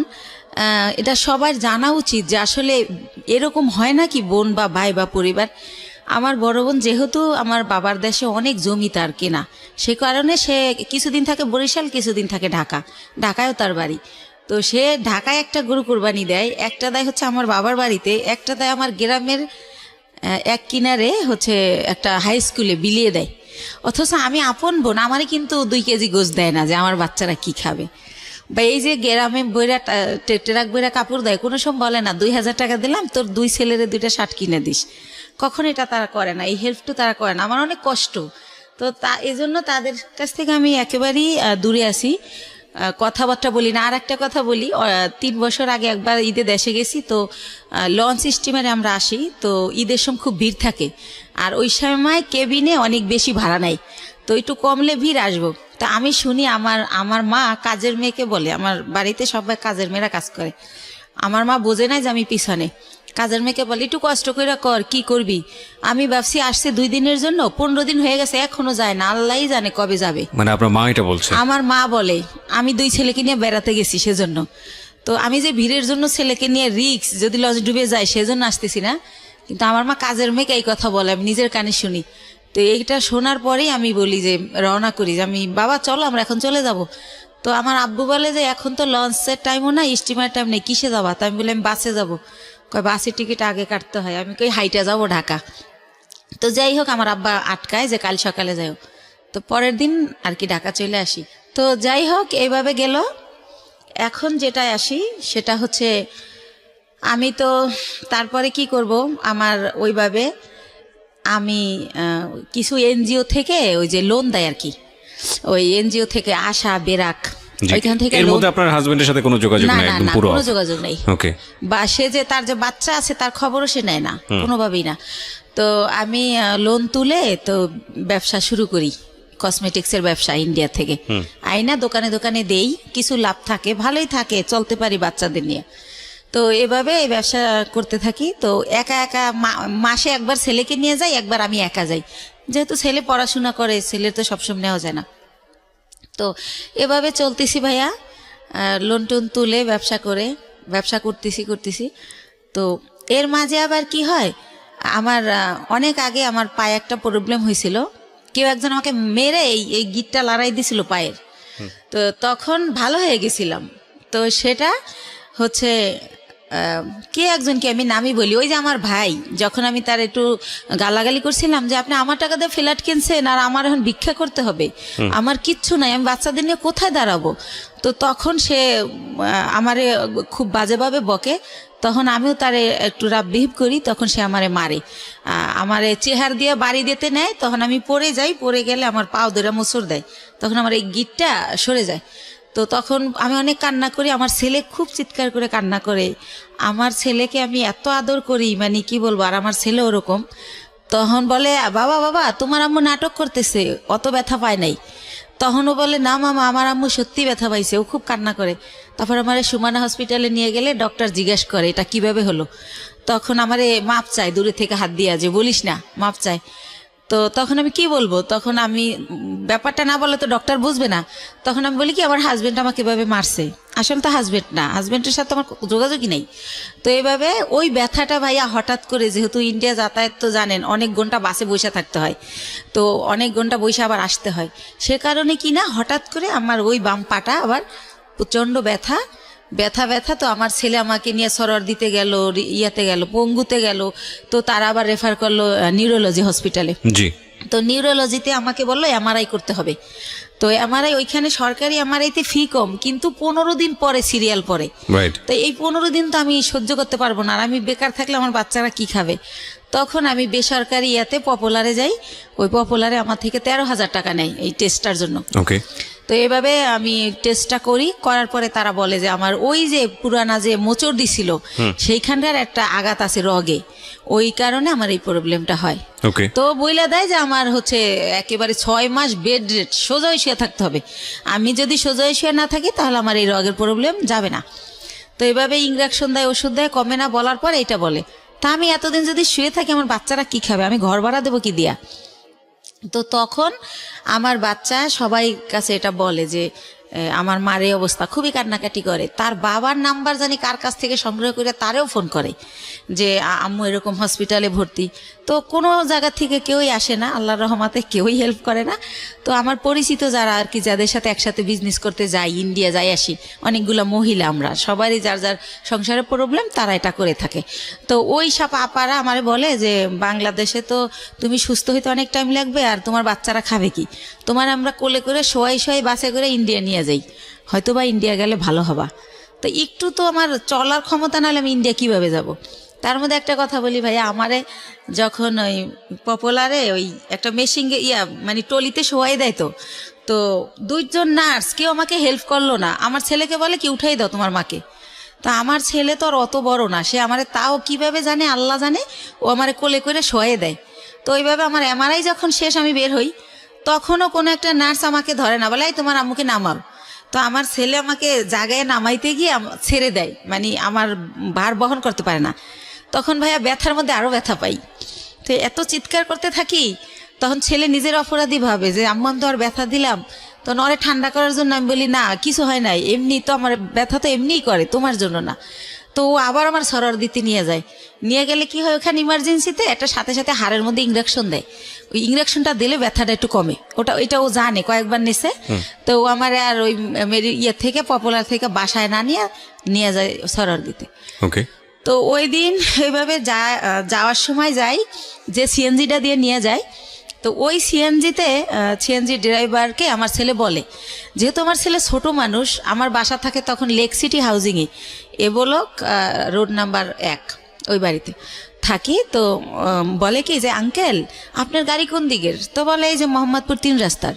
তো বলে কি যে আম্মুরে তো প্রতিদিন সন্ধ্যায় ইঞ্জেকশন দিতে নিয়ে যেতে হয়, নিউরোলজিতে অথবা সরার দিতে, প্রতিদিনই মানে কয়েক ঘন্টা পরে জানি আমার ব্যথাটা বেড়ে যায়, আমার এটা মনে নাই। তখন বলে যে আপনি যদি নাম্বার দিয়ে যেতেন, ফোন দিলে আপনি এসে একটু নিয়ে যেতেন আমাদের, নাইলে আমি আম্মুরে রাইখা গাড়ি আনতে যাই, ড্রাইভাররা ভিতরে আসতে চায় না। তো এইভাবে ওই আমার ছেলে এই নাম্বারটা নেয় ওই ড্রাইভারের।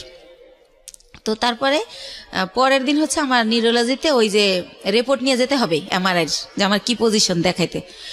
তো উনি ফোন করে, আমার ছেলে আসে, তো যাই। তো গেলে কি হয়েছে, সরকারি তো সিরিয়াল থাকবেই। তো আমার ছেলে বলে আঙ্কেল আপনি কি একটু ওয়েট করে আমাদের নিয়ে যাবেন আবার বাসায়? ঠিক আছে বাবা নিয়ে যাব। তো উনি বসে, তো দেখি আধা ঘন্টা, তারপর আমার সামনে আরো 5 জন। তো আমি ফোন দিয়ে বলি যে ভাইয়া আপনি চলে যান, আমার অনেক লেট হবে। তো উনি বলে যে না আমি বসি, আপনি আবার পরে সিএনজি কোথায় পাবেন, তাছাড়া তো আমি আপনার সবসময় নিই, উনি ইচ্ছা করেই থাকে। তারপরে হচ্ছে এই লোকটা কি করে যে বসে থাকে। তো আমার যখন সব কাজ শেষ আমি আসি, তো আমি তো হুইল চেয়ারে থাকি, তখন আমি পায়ে হাঁটতে পারি না ভাইয়া, হুইল চেয়ারে আসি ওই গাড়ি পর্যন্ত। এখন ওই গাড়ি পর্যন্ত হুইল চেয়ার নামানো যাবে না, সিঁড়ি। তো সেজন্য আমার ছেলে তো আমার কোলে করেও নিতে পারতেছে না। তো আমার ছেলে বললো আঙ্কেল আপনি একটু আমার আম্মুর এক সাইড দিয়ে হাত ধরেন, আমি এক সাইড দিয়ে ধরি। তো এইভাবে আমার নিল। তা আমার বাসায় যখন নামাই দিল, আমি চিন্তা করলাম লোকটা প্রায় 1-1.5 ঘন্টা বসে আসিল। তো উনি তো এতক্ষণে অনেক টাকা মারতে পারতো। এমনি ওনার আমার যাতায়াত ভাড়া হয় 400 টাকা নিউরোলজি থেকে আমার বাসা যেহেতু মোহাম্মদপুরে। তো আমি ওনার একটা 1000 টাকার নোট দেই। তখন উনি বলে আপা আমার কাছে ভাঙতি নেই, আমি প্রথম আপনাকে নিছি। তো আমি বলি ভাইয়া ভাঙতি লাগবে না, পুরাটাই আপনাকে দিছি, আপনি তো অনেকক্ষণ বসে ছিলেন। তারপর বলে থ্যাংক ইউ আপা, আসলে আপা আপনার মন অনেক ভালো, আমি যদি নিজের গাড়ি হতো আপনার ভাড়াই নিতাম না, এটা বলে উনি চলে যায়। তো তারপরে যেহেতু আমার ডাক্তার বলে যে যতদিন অসহ্য ব্যথা না কমে প্রতিদিন সন্ধ্যায় ইঞ্জেকশন দিতে হবে, তো সে কারণে প্রতিদিন সন্ধ্যায় উনি আসে, এসে আমার নিয়ে যায় এই সিএনজিওয়ালা। এর মধ্যে ভাইয়া বলে রাখি আমার ছেলের হচ্ছে ইন্টারের পি টেস্ট পরীক্ষা। তো সে কারণে কি হয়, ছেলে যে টাইমে আমার ইঞ্জেকশন দিতে যাও ওই টাইমে ছেলের স্যার আসে। তো ছেলে উঠাই দেয় যে আঙ্কেল তো দিয়েই যাবে, যেহেতু আঙ্কেল বাসা চেনে। তো এইভাবে উনি আমার দিয়ে যায় নিয়ে যায় বিনামে আমি ভাড়া দেই।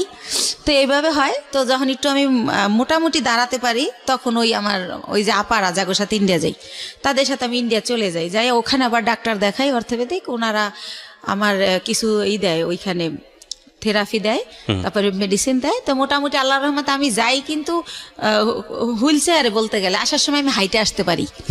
এভাবে আমি ভালোভাবে বাসায় আসি। তো উনি এখন তার আমি ইঞ্জেকশন দিতে যাই না, কিন্তু উনি এমনি ফোন দেয়, আপা কেমন আছেন, কই কি করেন, এরকম ফোন টোন দিতে থাকে। তো আমার যেহেতু অনেক ওইখান থেকে আমার মাল নিয়ে আসতে হয়, সেই মালগুলো আমার ভাইয়া মার্কেটে পৌঁছাতে হয়। পলোয়ালে আপনার খদ্দর বাজার, এনএসকো টাওয়ার। কি ধরনের প্রোডাক্ট নিয়ে আসতেন? শ্যাম্পু, সেন্ট, সোনো, এগুলো সাবান। দিয়ে আপনার সংসার চলতো, মানে এই বিজনেস করেই? জি জি জি, Okay. এইটা দিয়েই আমি চলি। তারপরে ভাইয়া ওই মালগুলো তো আবার পৌঁছাতে হয়, তো ওনারাই আমি ফোন দেই ইন্ডিয়া থেকে এসে ওই মাল দেওয়ার জন্য। তো তারপরে এইভাবে ওনার গাড়িতেই এই মার্কেটেটা দেই, উনি ওয়েট করে, আবার ওই মার্কেটে যাই, উনি ওয়েট করে।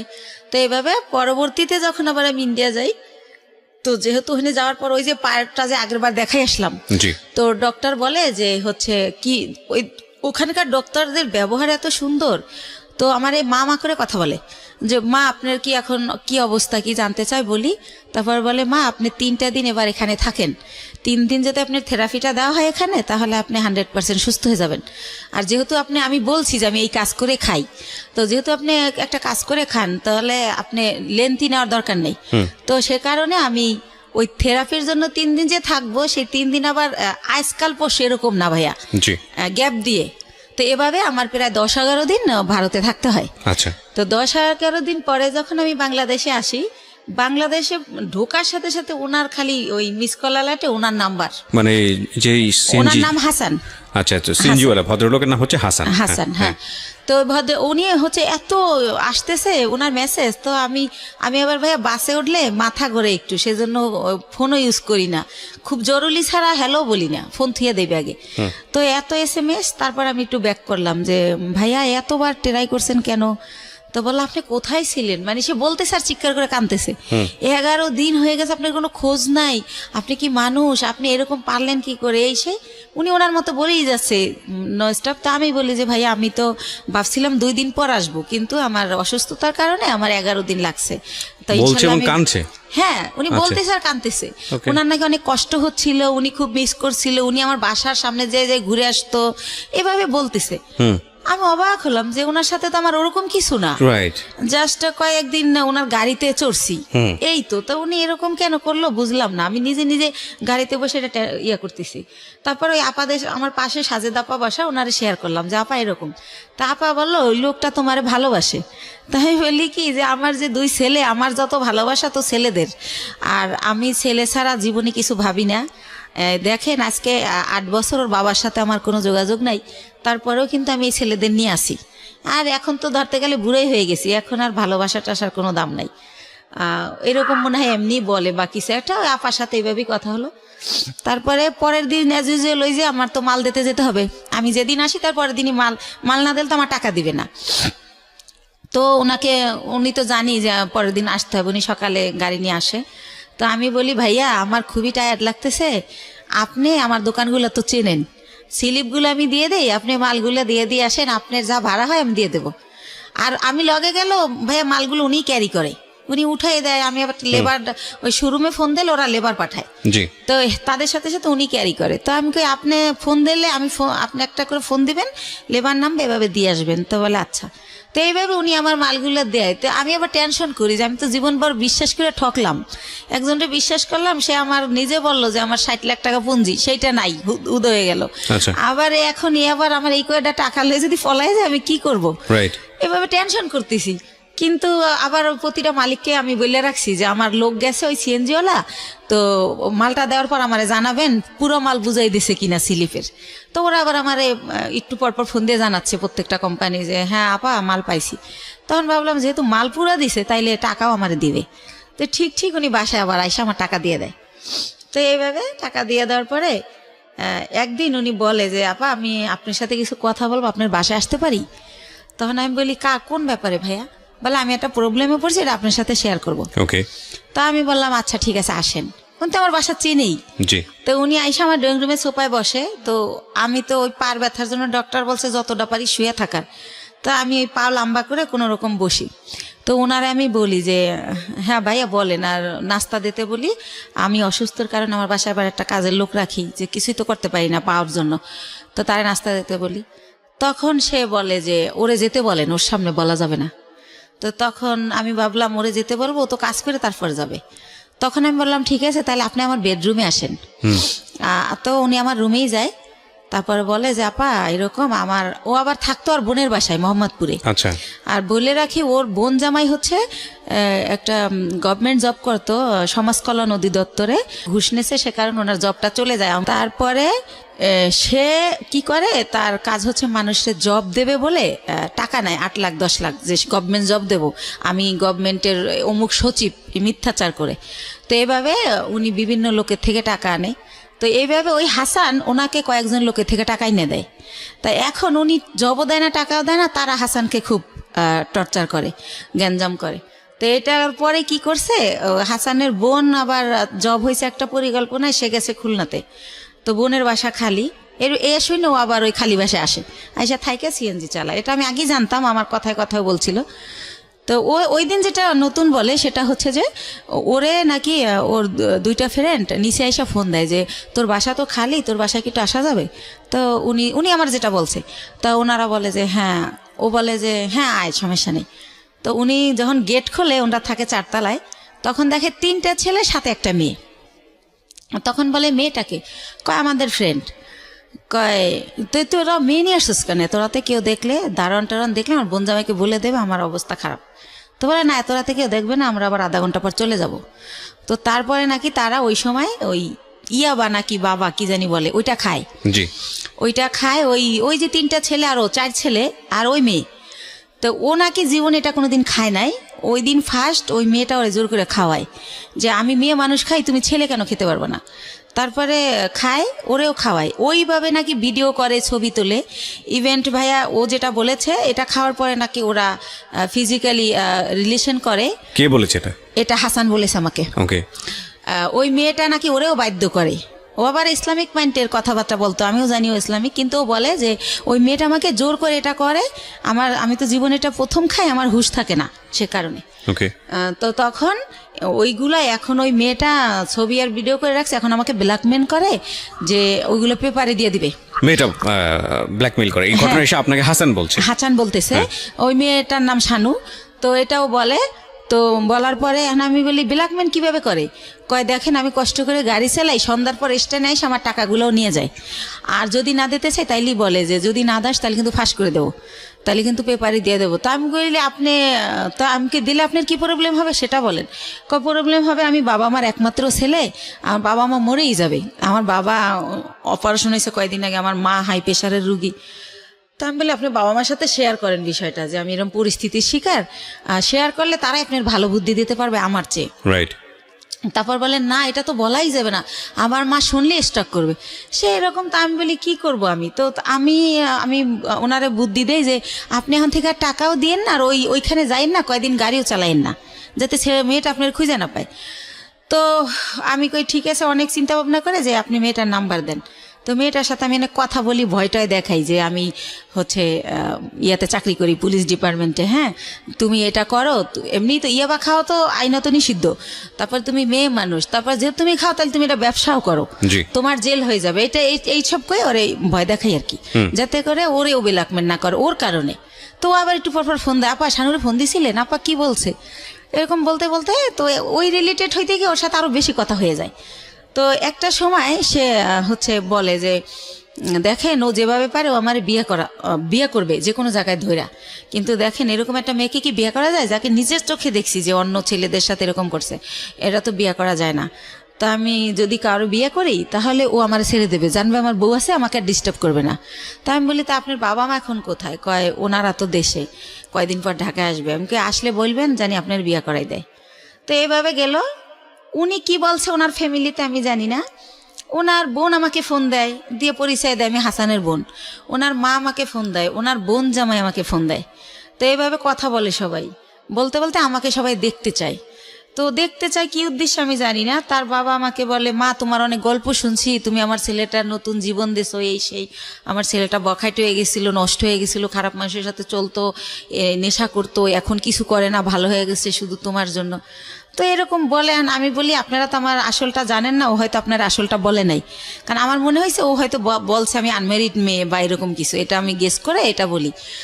তারপর আমি বলি যে আমার অনেক প্রশংসা তারা করে, আমি বলি আমি দেখতে অনেক পচা, আমার প্রশংসা করেন না, আমার দেখলে আপনার ভাল লাগবে না, এখন যেমন পাগল এই দেখার রুচি থাকবে না। তো একটা সময় এত রিকোয়েস্ট করে তখন যাই, যাওয়ার পরে দেখি যে সবার সাথে দেখা হয়, কথা হয়, তারা আমার অনেক পছন্দ করে বলে। তারপরে আমি চলে আসি।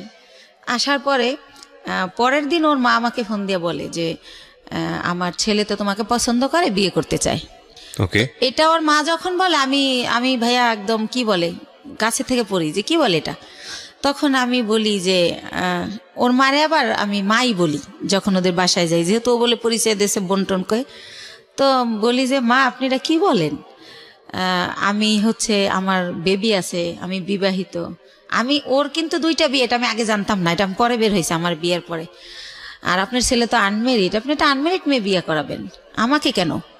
তো এটা বলার পরে বলে দেখো মা, আমার ছেলে আমাকে তোমার ব্যাপারে সবই খুইলা বলছে, কিন্তু আমার ছেলে যেহেতু সংসার করবে, ছেলে যেহেতু তোমাকে ভালোবাসে, আমাদের আপত্তি তো থাকার কথা না, আর তোমারও আপত্তি থাকার কথা না, কারণ ও তো দেখছে তোমার 2টা ছেলে আছে, ও তোমার বাসায় যাতায়াত করে, এতদিন ধরে তোমার সাথে পরিচয়, তুমিও তারে দেখছো, অসুবিধা কোথায়?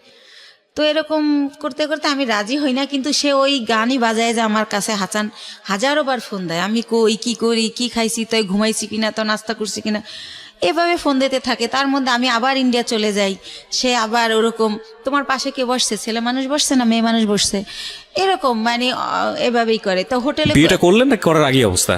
বিয়ে করি নাই, তখনই এরকম এইভাবে মানে সে এত কেয়ার করে, মনে হয় যে আমি হেঁটে গেলে সে ব্যথা পায়, এরকম একটা ভাব। হ্যাঁ, তারপরে হচ্ছে টিকিট কাটছি, গাড়ি 2:30টায় ছাড়বে, হয়তো বা 1:15 টিকিট কাটলাম, তো খেতে গেলে তো আর গাড়ি ফেল করব, তো টিকিট কাটছি, ফোন দিতেই থাকতো। তো বলতাম যে খাওয়ার টাইম নেই, হচ্ছে জুস কিনে উঠছি, তো বলতো ইয়ারে সুপারভাইজারে বলো 10 মিনিট লেট করতে, খাইয়া গাড়িতে ওঠো, না খাই উঠবা কেন, ঢাকা আসতে রাত 12টা বাজবে। তো এইরকম মানে আমার লাইফে ভাইয়া এই কেয়ারিংটা তো কোনো সময় কেউ করে নাই, ছোটবেলা মাও করতো না। তারপরে যে বিয়ে নামক একজনের সাথে মাঝে মধ্যে দেখা হতো, তার সাথে তো আমার কিছুই হয় না এই ধরনের। তো ওই ব্যাপারগুলো আমার খুব ভালো লাগতো, যে আল্লাহ আমি খাইলাম কিনে ডেনে টেনশন করে, রাতের 1টা বাজে আমার অনলাইনে দেখলে এই এখনো ঘুমাও না কেন, ঘুমাও, এর মধ্যে তুমি কথা বলা শুরু হলো। তো সেও তুমি বলে, আমিও তুমি বলি, আর ভাইয়া আপু বলি না, হেও আপু বলেন, আমিও ভাইয়া বলি না। তো এরকম, তো একটা পর্যায়ে হচ্ছে সে মাঝে মধ্যেই বাসায় যেতে চায়। তখন আমি চিন্তা করলাম যে আমার ছেলে যেহেতু বড় হয়েছে, তো এই ব্যাপারটা আমার ছেলে খারাপভাবে নেবে, বা আমার ছেলে আমার ঘৃণা করবে, ছেলে আমার খারাপ ভাববে। তো আমার ছেলেকে না আমি একদিন বলি যে বাবা এরকম এরকম ব্যাপার। তো আমার ভাগ্নে আছে ইমরান, বড় বোনের ছেলে, ওর কাছে বলি, আমার বোনের মেয়ের কাছে বলি। তো বলার পরে বলতেছে যে একটা মেয়ের বিয়ে, স্বামী, সংসার যে একটা জিনিস, আপনার তো সেটা হয় নাই, আমরা তো সবই জানি। তো যেহেতু তার সে একা কইলে আমরা নিষেধ করতাম। আমার ভাগ্নিকে বিয়ে হয়ে গেছে, এরকম বড়রা বিয়ে হয়েছে, বাচ্চা হয়েছে, এক ভাগ্নির হচ্ছে ছেলে হয়েছে। তো বলতেছে যে যেহেতু তার বাবা মা আপনার নিতে চাইতে, তো আপনার খুশি হওয়ার কথা। তো আমি কই কিভাবে খুশি হব, সে তো ড্রাইভার, আর একজন ড্রাইভার কয় টাকা আর্ন করে, সে আমারে খাবে না আমার বাচ্চা খাবে, আমার তো সে সারা জীবন এই কাজ করেই খেতে হবে, তাহলে আর বিয়ে বয়ে লাভ কি? তো একটা সময় এভাবে বলিও, নিজে ওদেরকে অ্যান্সার করি, কিন্তু আবার সে যখন কথা বলে খুব ভালো ভালো সুন্দর সুন্দর করে, তখন আবার তার জন্য আমার মায়া লাগে। তো এরকম করতে করতে একটা সময় চিন্তা করলাম যে টুকটাক করে বাসা আসে, ছেলে ব্যাপারটা খারাপভাবে নিবে। তো ছেলেরে ভাগ্নেরে দিয়ে ছেলেরে জিজ্ঞেস করাইলাম, ভাগ্না বললো যে না আমার ছেলে রাজি। আমি সরাসরি জিজ্ঞেস করলাম না লজ্জায়। তো তারপরে আমরা বিয়ে করে ফেললাম। বিয়ে করলাম হচ্ছে ভাইয়া এই যে মার্চ মাস গেল, এর আগের মার্চের 13 তারিখে। তো বিয়ে করলাম বলতে এভাবে বিয়ে করার পরে সে আমার বাসায় থাকা শুরু করলো। আর হচ্ছে আমি বললাম যে সিএনজি আর চালাইও না, মানে একজনের ড্রাইভার আমার হাজবেন্ড একটু লাগে, কারণ এইরকম ফ্যামিলির তো মেয়ের আমি না, হয়তো আমি ভাগ্যোদশে কষ্ট করতেছি। তো পরে ওর ভিসা, পাসপোর্ট করলাম, ভিসা লাগাইলাম যে আমার সাথে সাথে ইন্ডিয়া যাবা, দুইজনে মিলে ব্যবসা করি। আরও একটা চিন্তা করলাম ভাই এই ব্যবসায় হচ্ছে অনেক মাল তো ওয়েট হয়, একটা ছেলে আসলেই দরকার হয়। যেবার আমার ছেলে আমার সাথে যায় আমি একটু অনেক শান্তি পাই, আমার কষ্ট কম হয়। ছেলে না গেলে 4-5টা ব্যাগ আমার যদি লেবার না পাই আমার ক্যারি করতে হয়, অনেক কষ্ট হয়। তো সব কিছু মিলে টিলে ভাবলাম যে ঠিক আছে, ওর ফ্যামিলিও ছোট, 1 ভাই 1 বোন, বোনেরও বিয়ে হয়ে গেছে, বাবা মাই তো আছে, ঝামেলা নাই, করে ফেলি।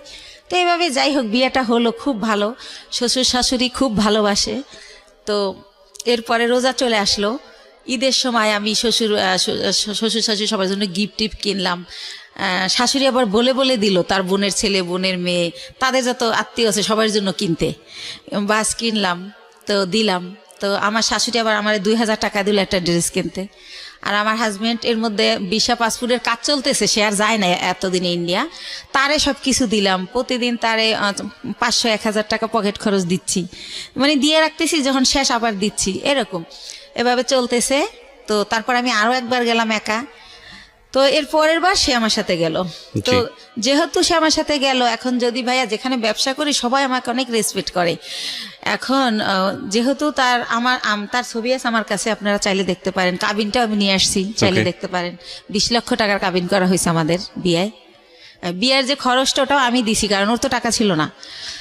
তো ওর মাই শিখাই দিছিল যে 20 লক্ষ টাকার কাবিন করবা, না হলেও যদি পরে আবার কেউ বিয়ে টিয়া করে, কম টাকার কাবিন থাকলে বেশি হলে আর করতে সাহস পাবে না। তো এইসব দেখে না মনে হয়তো ওর মা বাবা ওর চেয়ে আমার বেশি ভালোবাসে। আর যেহেতু আমি ছোটবেলা থেকে ভালোবাসার খুব অভাবী ছিলাম, ওদের ভালোবাসাগুলো পেয়ে না আমি এত হ্যাপি হয়েছিলাম বলার মতো না। তো এইভাবে চলতে থাকে। এর মধ্যে আমার শাশুড়ি আমারে বলে যে গত বছর অক্টোবরে, যে শাহনাজের তো বিয়ে হয়েছে 5 বছর, তো ভদ্রলোকের আবার আগের ঘরে বউ বাচ্চা আছে, আমার ননদরে বিয়ে করে হচ্ছে অন্যভাবে, যাই হোক সেটা আমি বলবো না। তো যাই হোক, পরে বলে যে ওর তো অনুষ্ঠান করা হয় না, দেশের কেউ জানে না, তো এবার ডিসেম্বরে তোমার আর ওর অনুষ্ঠান একসাথে করবো আমরা। ডিসেম্বরের 26 তারিখে ডেট করছে। তো আমি বললাম আচ্ছা ঠিক আছে। আমার শরম, আমি আবার এটা বললাম যে মা আমারটা করেন না, শাহনাজেরটা করেন, যা যা করার আমি করব, টাকা পয়সা যা লাগে আমি দেবো, কিন্তু আমারটা করেন না, আমার লজ্জা লাগে। আচ্ছা। তো এটা আমি বলার পরে উনি হচ্ছে অনুষ্ঠান। তখন কি আপনার মানে জাহিদ তো আগের হাজবেন্ডের নাম? হ্যাঁ। ওর সাথে কি ডিভোর্স হয়ে গেছে নাকি? জাহিদকে ওইটা আমি বলি না ভাইয়া, জাহিদকে আমি 14 সালে ডিভোর্স